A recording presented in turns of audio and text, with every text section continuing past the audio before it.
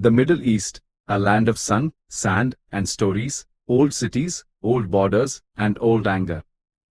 But now, something new is rising. Drones in the sky, spies in the dark, bombs without names, enemies without faces. This is not a normal war. This is a shadow war. Iran, Israel, two nations, no shared border, but a deep burning conflict. And the world, it is watching, waiting, worried, because this is not just their fight anymore. This fire could spread. Chapter 1. Iran and Israel. A long conflict. Iran and Israel. Two countries that do not share a border, but they share something else. Hate, fear, history. This is not just about today. It began many years ago, decades ago. Old pain, old anger, still burns. Once, long ago, things were different. In the 1960s and 70s, Iran and Israel were not enemies. In fact, they worked together, they traded, they shared secrets. They both feared Arab countries like Egypt and Syria, but in 1979, everything changed. The Islamic Revolution shook Iran. A group called the Ayatollahs took power. They removed the Shah, the king, and they shouted, "Death to Israel. Death to America." Iran became a religious country, a strict one, and Israel became an enemy. From that moment the war began, not a normal war, not tanks, not soldiers, a shadow war, a war in the dark, with spies, with hackers, with assassins. Israel says Iran is building a nuclear bomb. Iran says, we want peace. But Israel does not believe that. And Iran? It funds groups like Hezbollah. They fight Israel. They fire rockets. They dig tunnels. Israel calls them terrorists. Iran calls them freedom fighters. Who is right? Who is wrong? It depends who you ask. Some say Iran wants to destroy Israel completely. Others say Israel just wants to control the region. But here is the truth. People are dying. Civilians, children, families, for politics, for power, for revenge. In 2010 something strange happened. A computer virus called Stuxnet. It was smart, very smart. It attacked Iran's nuclear machines, broke them, slowed them down. No bullets, no bombs, just code. Many believe Israel and the US made it. But they never said yes or no. This is how the shadow war works. No fingerprints, no names, only silence. Then scientists in Iran started to die. Car bombs, silent bullets, disappearances. Iran blamed Israel. Israel said nothing. But the message was clear. We are watching you. We are stopping you. We will not let you win. And Iran? It didn't stop. It built more. It hid more. It threatened more. The hatred grew. Some people ask, how can this end? But many fear it won't, because this is not just a war between two countries. It's a war of ideas, a war of identity, a war of memory. Some Israelis remember the Holocaust. They say, we must defend ourselves, always. Some Iranians remember US and Israeli influence. They say, we must be free, no outside control. Old pain, new weapons. And a question that still has no answer. When will the fire go out, or will it only grow? Not all wars are loud. Some wars are quiet. No tanks, no armies, no big battles, just silence and death. This is the story of the shadow war between Iran and Israel, a war in the dark. It started after 1979, after the Islamic Revolution in Iran.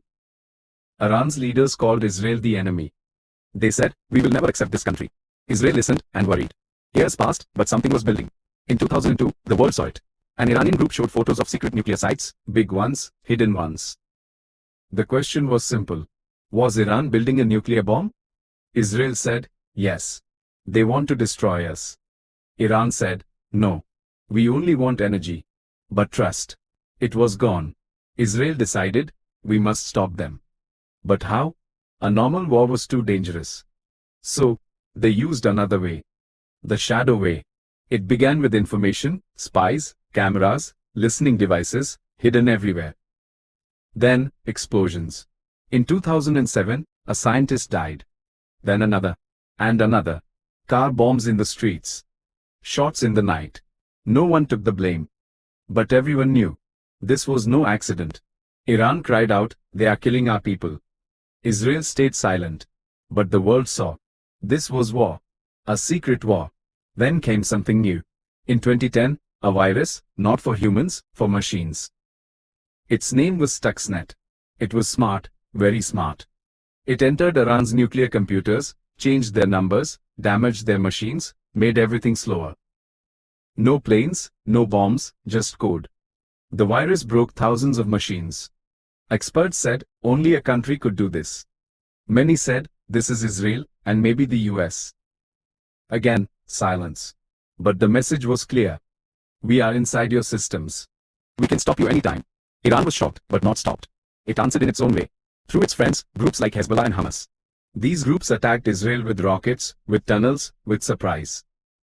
Israel attacked back with airstrikes, with drones, with force. But still, no full war. Just shadows, fear in the streets, whispers in the night. Two enemies, always watching. This was how the shadow war began. Not with a big bang, but with quiet steps. Now every move is dangerous. Every mistake could bring a real war. A war not just in the shadows, but in the open, and the world wonders. Can this shadow war stay hidden, or will the shadows catch fire? Chapter 3. Drones over Tehran. One night, in Tehran, a strange sound in the sky. BZZZ. It's not a bird, not a plane, it's a drone. Then another, then more. Small, fast, flying low. People look up. Mothers hold their children. Fathers close the windows. Old men whisper, "What is this?" The city holds its breath. Then, boom, a flash of light. A building shakes.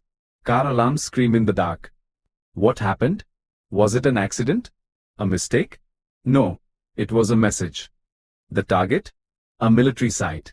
Secret, protected, hidden in the city. But someone found it. Someone wanted to hit it. Tehran wakes up in fear. Not from warplanes, but from machines with no pilot. Who sent them? Iran says it was Israel. Israel says nothing. But the people know. This is not the first time. Drones. They are the new face of war. No pilots. No warning. No risk for the attacker. They fly high. They watch everything. They can strike at any moment. Iran uses drones too. It sends them to its allies in Syria, in Lebanon, in Yemen. Some of these drones fly toward Israel. Israel shoots them down. But sometimes one gets through. It's a silent game, but not a safe one. Because one mistake, one drone too far, can start something big. After the drone attack in Tehran, Iran speaks loudly. This is war. This is terrorism. It shows the broken building on TV. It blames the West. It blames Israel. It blames spies. But what does Israel say? Nothing. Just like always. But its actions speak louder than words. The world watches. People ask, is this the future of war? No soldiers. No tanks. Just flying machines. Just shadows. A young man in Tehran says, I don't want to die because of a drone. A mother says, my child screams when he hears a plane. People are tired. Tired of fear. Tired of silence. Tired of war that hides in the sky. But the drones keep coming. Over cities. Over homes. Over lives. And now, everyone listens to the night sky and waits. Because in the silence, the war still flies. Chapter 4. Israel threatens. Iran answers. Israel speaks with power. Strong. Cold. Director. We will not wait to be attacked. That was the message. Clear. Loud. Dangerous. The world heard it. Iran heard it. Everyone knew. Something was coming. Israel says Iran is building a nuclear bomb. Iran wants to destroy us, they say. We will not let that happen. Iran says, we are not making bombs. We want peace. We want respect. But no one believes each other. Not anymore. And now, words turn into weapons. In a desert in Iran, an explosion. Boom! Fire lights up the sky. A military base. Gone. Iran blames Israel. Another day. A scientist dies on his way to work. A small bomb under his car. Iran blames Israel again. And Israel? Silence. But silence speaks. And it says, yes, we did it. Iran is angry. Hurt. Humiliated. It answers. A missile flies from Syria. It hits near an Israeli airbase. Israel fires back. Planes drop bombs on Syrian land. Iran supports fighters in Syria. Israel targets them. One strike leads to another. Then another. Back and forth. Night after night. Israel calls it defense. Iran calls it resistance. But people call it something else. Fear. A man in northern Israel says, "My kids sleep in the bomb shelter now." A woman in Tehran says, "I don't watch the news anymore. It's too much." And leaders? They keep talking. But their words are sharp. The Israeli Prime Minister says, "We will do whatever it takes." An Iranian general replies, "We are ready. We are not afraid." The world watches, holding its breath. In New York, at the United Nations, diplomats speak. They talk about peace. About stopping the violence. But in the Middle East, the fire is already burning. On the border, soldiers wait. In the sea, warships move. Everyone feels it. Something is coming. A bigger fight? A full war? Or just more shadows? More silence? More fear? No one knows. But tonight, one thing is clear. Israel is ready to strike again. And Iran is ready to answer. The world can only hope that one day, the talking will be louder than the bombs. Chapter 5. What do the Arab countries say? In the Middle East, everyone is watching and listening, very carefully. Because when Iran and Israel fight, it doesn't stay between them. It spreads, like fire. Arab countries are close. Too close.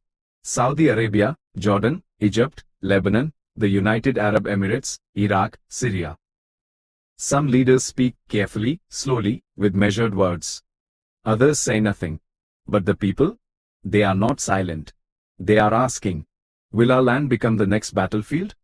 In Saudi Arabia, a prince says, "We do not want war. But Iran must stop." In Lebanon, the government says very little. Why? Because Hezbollah lives there, and Hezbollah is close to Iran. In Jordan, the king worries. Not just about war, but about refugees, families running from bombs again. In Egypt, there is fear. Fear of chaos. Fear of prices going up. Fear of losing control.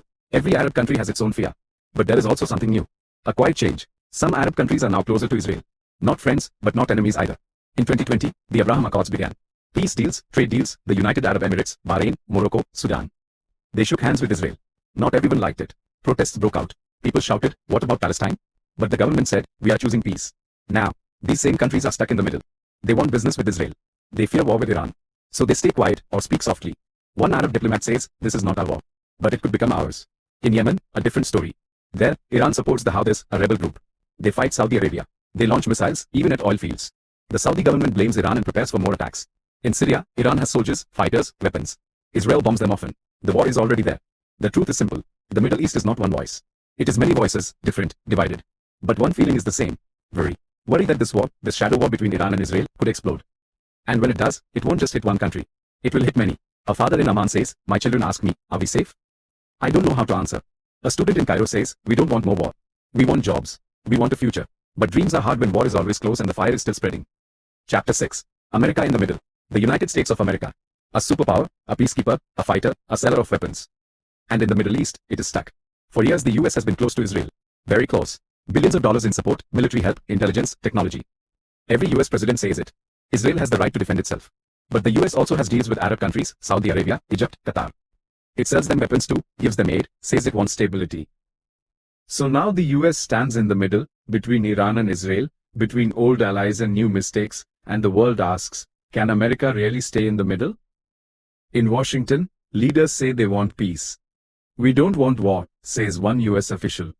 "We want to stop Iran's nuclear program, with words, not bombs." But behind closed doors, weapons are still moving, drones, missiles, F-35 fighter jets, to Israel, to Saudi Arabia, to other US partners. Some call it strategy, others call it hypocrisy. In 2015, the US made a deal with Iran. A nuclear deal. Iran agreed to stop building bombs. In return, the US removed sanctions, economic punishment. Many people called it a success, a step toward peace. But in 2018, it ended. President Donald Trump pulled out. He said, "It's a bad deal." He brought back the sanctions. Harder than before. Iran was angry. It started its nuclear work again. Faster. Deeper. Louder. Israel smiled. But the world grew more afraid. Now the new US government wants to restart the deal. Talks happen in Europe, but trust is broken. Iran says, first, remove the sanctions. The US says, first, stop the uranium. Back and forth. No agreement. Only time. And tension. At home, many Americans are tired. They say, why are we still involved? They remember Iraq, Afghanistan, years of war, thousands of lives, trillions of dollars. A mother in Texas says, my son fought in the Middle East. He came back different. I don't want this again.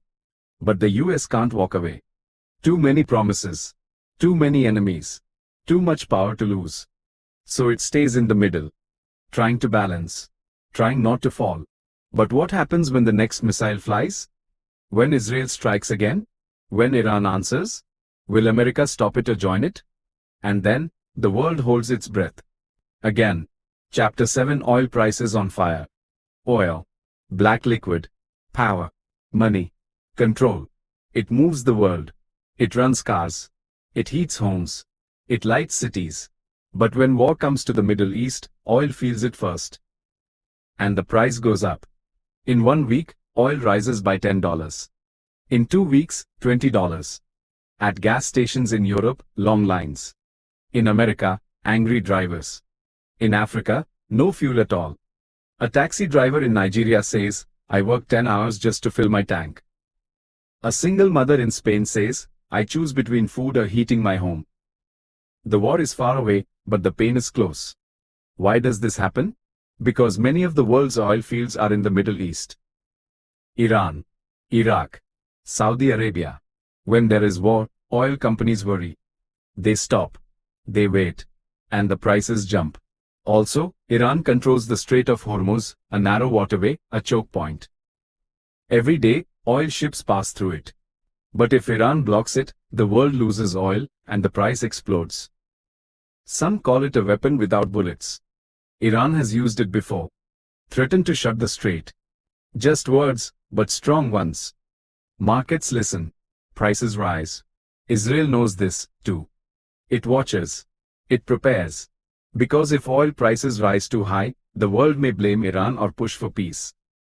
But others? They use it for profit. Big oil companies win.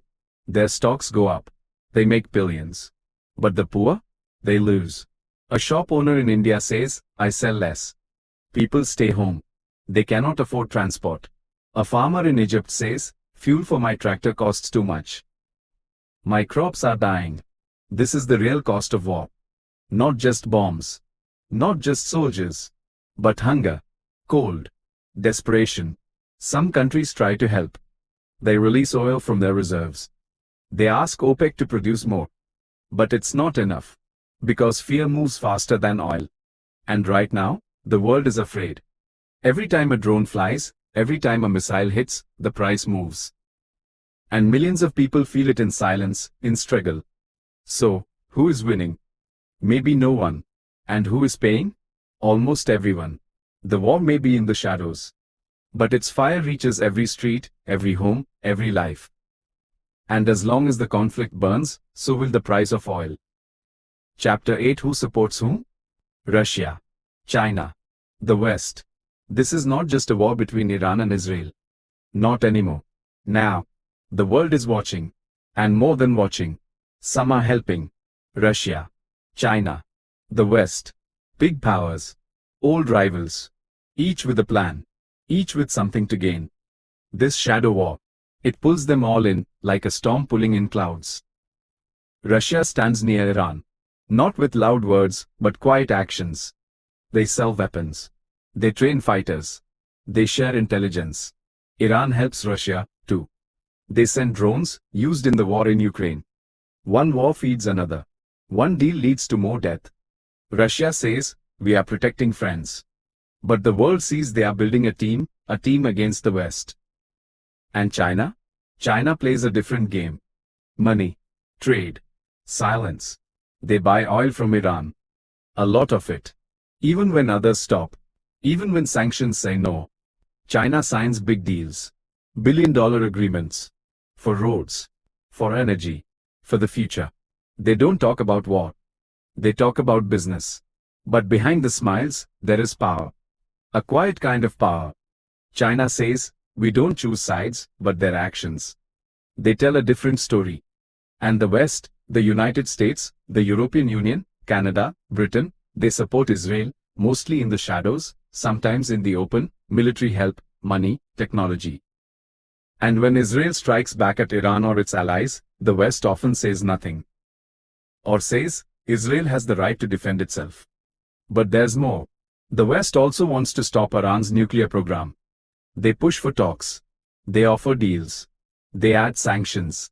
One day they talk peace. The next they send weapons.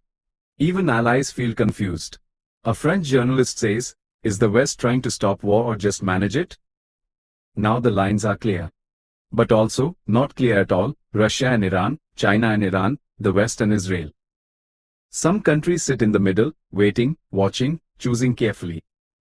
But the world is not neutral anymore. It can't be. A man in South Africa says, we are far away, but this war touches everything. Food, fuel, fear. A woman in Germany says, I used to think this was a local fight. Not anymore. This is no longer just Iran and Israel. It is the world. And as each country chooses a side, the war grows. Not just in fire, but in influence. And now the question is clear. Who will step back and who will push forward? Because one wrong move could pull everyone in. Chapter 9. Are we close to a big war? The sky is quiet. Too quiet, but underground. Missiles are ready. In the sea, warships move. On the ground, soldiers wait. Eyes watch. Fingers hover over buttons. Everyone asks the same question. Is this just noise? Or the beginning of something bigger? For years, the Iran-Israel conflict stayed in the shadows. Spies, cyber attacks, drone strikes. But now it feels different. Bolder, louder, closer. Iran says, we are ready for any attack. Israel says, we will not let them win. The US moves planes into the region. Russia warns the West. China says, stay calm. But calm is not the feeling in the air. In the Gulf, a US ship crosses the water. An Iranian boat comes too close. They stare at each other. No shots, but only just. One mistake, one wrong signal, could start a war. In Syria, Iran-backed fighters launch rockets. Israel answers with airstrikes. Civilians run. Homes shake. People whisper, is this the start? In Lebanon, in Iraq, even in Gaza, the fire spreads. And the leaders? They speak loudly. But do they really want war? Or are they playing a game? A dangerous game of power and pride. A general in Israel says, our enemies should be afraid. We are prepared. An Iranian commander replies, we will turn Tel Aviv into dust. The world hears these words and holds its breath. But war, real war, is not just soldiers. It's families. It's children. It's loss. A teacher in Beirut says, I saw war when I was a child. I do not want my students to see the same. A father in Tel Aviv says, we have gas masks in the closet. My son thinks it's normal. How did we get here? How close are we now? Satellite images show missile sites. News reports speak of troop movements. World leaders meet behind closed doors. And still, no peace. Just pressure. Building. Rising. Some say it's all talk. Others say it's a countdown. And you can feel it in the streets, in the markets, in the fear.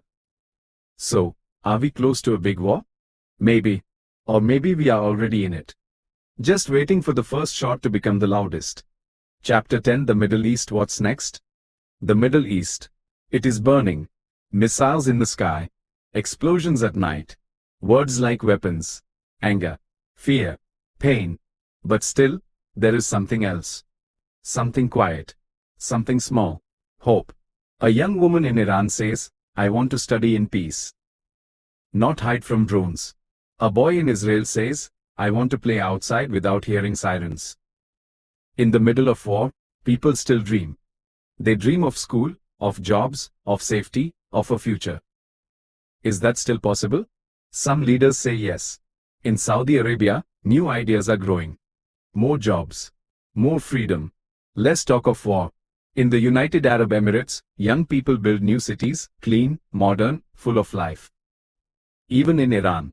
Even in Israel. Some voices speak of peace.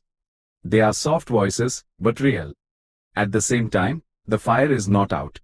There are still rockets, still threats, still hate, and hate. It grows fast. On social media, Some people spread lies. They call for violence. They point fingers. It is easy to be angry. Harder to listen. Harder to forgive. But history tells us even long wars can end. Europe had wars. America had civil war. But they found peace. Can the Middle East do the same? Maybe. But it will take more than words. It will take courage. Not just from leaders, but from people.